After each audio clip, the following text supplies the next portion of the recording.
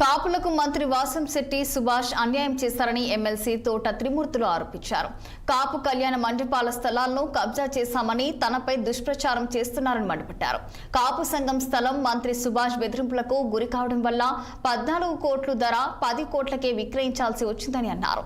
ఇక అన్నాయిపేటలో ఉన్న స్థలాన్ని అమ్మకానికి పెడితే మంత్రి వాసంశెట్టి సుభాష్ రిజిస్ట్రేషన్ కాకుండా అడ్డంకులు సృష్టిస్తున్నారని తోట త్రిమూర్తులు ఆరోపించారు.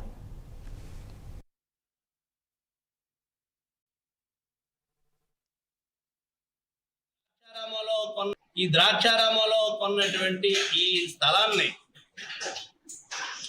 దేవస్థానం భూమి నుంచి తీసుకున్నటువంటి స్థలాన్ని 22A పెట్టి రిజిస్ట్రేషన్ కాకుండా రామకుండా చేయాలనేటువంటిది చూశారు కొంతమంది.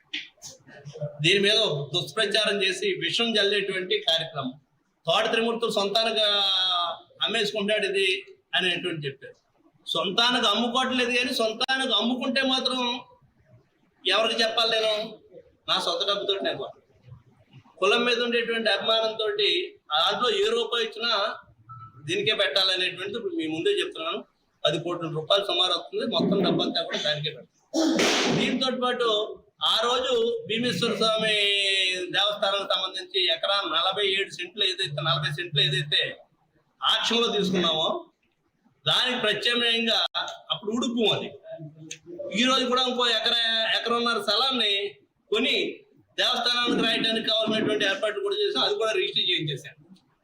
ఎకరన్నర స్థలం కూడా మళ్ళీ భీమేశ్వర స్వామి దగ్గర తీసుకున్నటువంటి స్థలం ఏదైతే ఉందో మళ్ళీ ఆ భీమేశ్వర దేవస్థానానికి ఇచ్చేయడానికి కూడా కావాల్సినటువంటి ఏర్పాట్లు చేశాం.